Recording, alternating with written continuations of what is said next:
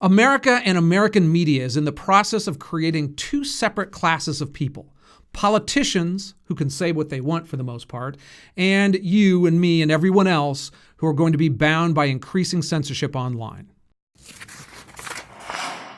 I visited the Soviet Union in the late 80s, right as Gorbachev had just come to power. And one of the things that shocked me the most when I drove through Moscow was seeing this country, which was supposedly founded on the basis of equality, seeing this country actually had separate driving lanes for the political bigwigs, the Politburo.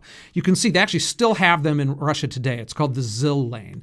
And it's a terrific example, just out in your face, of politicians are above the common normal people. Well, that's bad on highways, but it's even worse when it comes to like free speech and the ability to talk politics. And America is in the process of creating these two separate communities. And the town square in America isn't going out and posting billboards and flyers up like people used to. The town square in America is social media. And the social media is now under such pressure on this whole fake news and all of these other things that they are creating a dual-class society for Americans. And to be quite honest, that should really bother you. Your speech is being restricted under two generic guidelines. One is hate speech, and the other is that's a lie. So let me dig into hate speech first. Now, I'm going to have many more videos talking about hate speech because I think that it's a creeping and scary thing that's coming into America. Because what's hate speech? We live in an era where victimhood is now a badge of honor, especially among young people, and more people are saying, well, hate speech should be illegal. But what is that? Is the phrase, I think that pedophiles should be executed. Is that hate speech? Is that against a class? Is it a protected class? Are they just criminals? Am I fine on that? How about the phrase, I think Islam is the world's most dangerous religion and it should be regulated? Okay, that'll get you zapped off of a lot of platforms. In fact, there are a lot of videos that I've had that I wanted to talk here about race relations in America, about transgenderism. And I'm like, you know what? I just don't think that I can pull that off because I think that there's a good chance that, I mean, certainly Facebook, but YouTube is pretty egregious in their policies as well. And it's becoming more and more common among politicians. In fact, every presidential candidate, for the most part, have called on some of their opponents, usually Trump, to be silenced in their speech, whether it's Elizabeth Warren calling for his Twitter account, whether it's Trump calling for an investigation of fake news. That's a dangerous time, especially in a country that's founded on free speech. So here was a tweet that Barbara Streisand went out and put out recently. And of course, it was only reported on Fox and kind of the alternative media.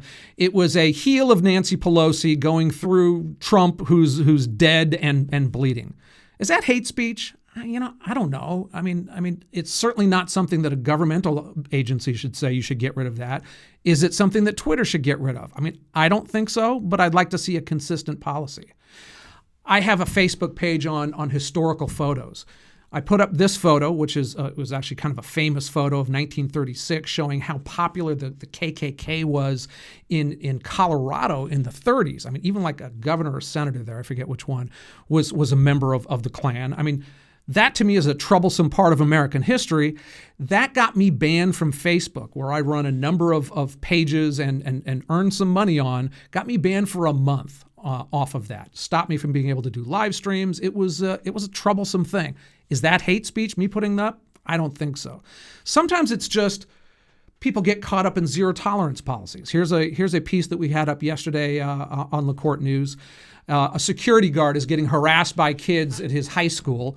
They're calling him, I think it was just one, was calling him a you bitch ass and N-word this. And the guy's like, don't call me a bitch ass blank.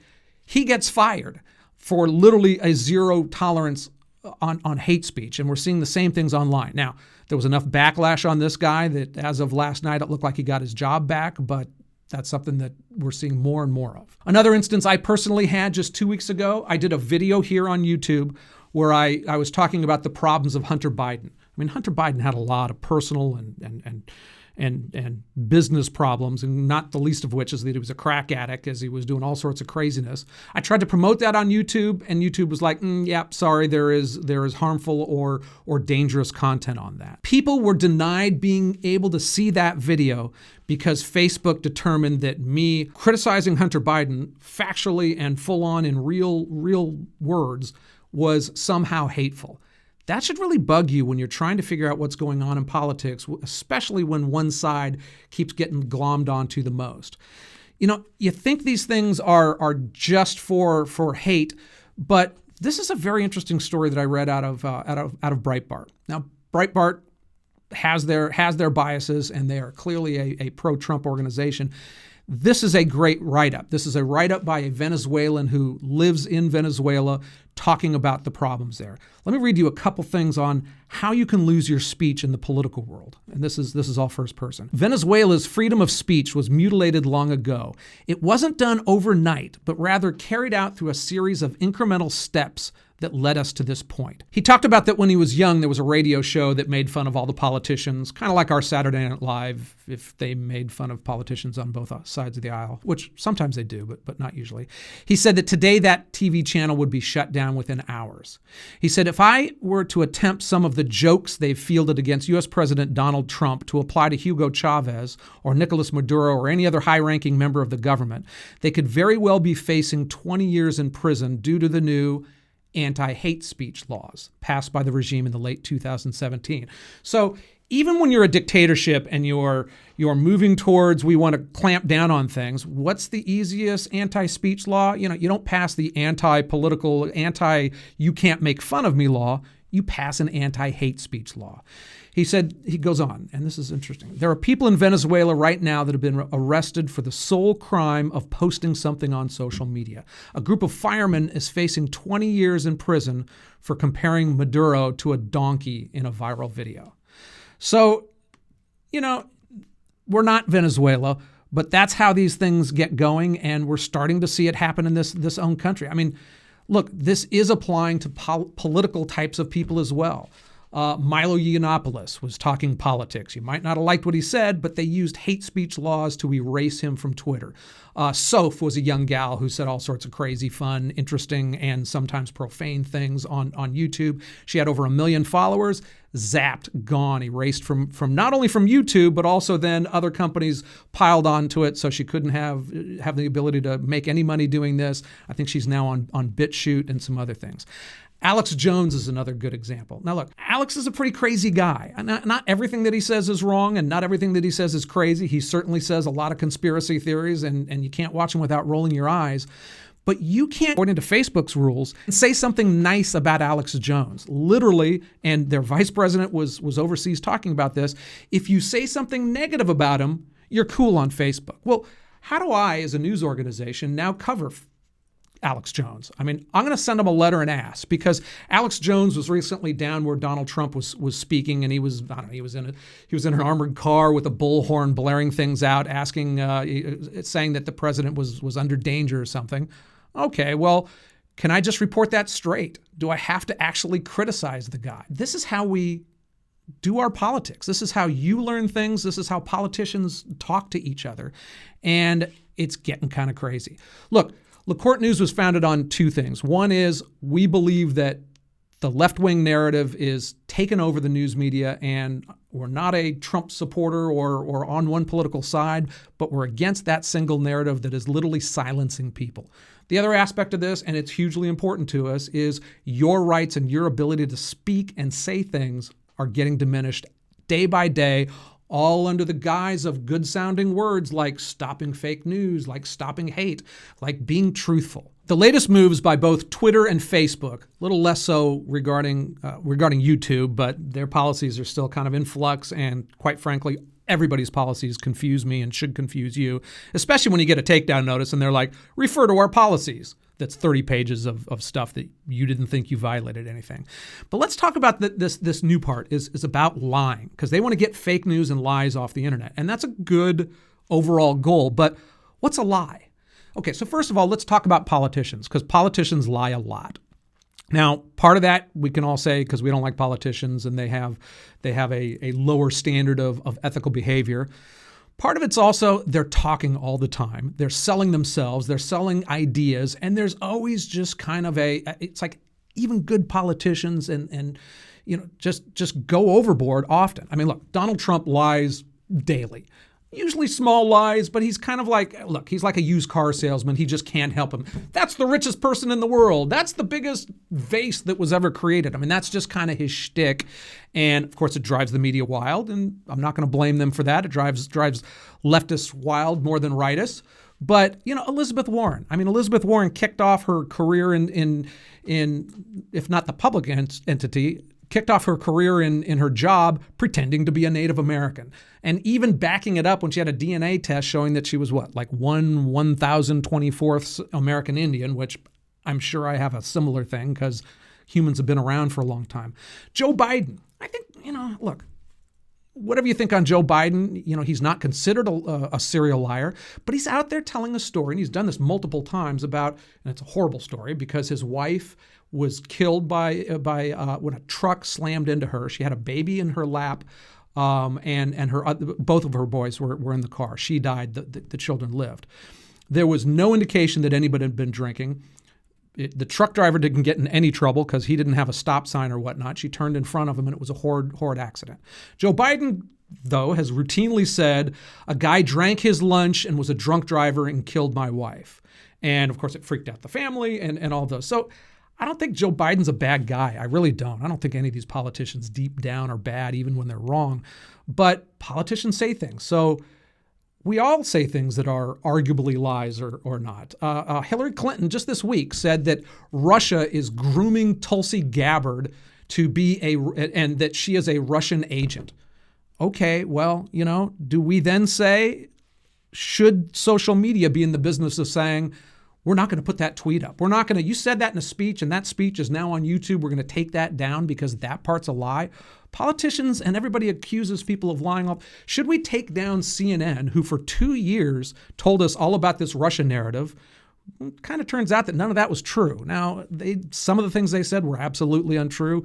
Most of it was telling a big lie by lots of truths, but just manipulating those and keeping out other truths.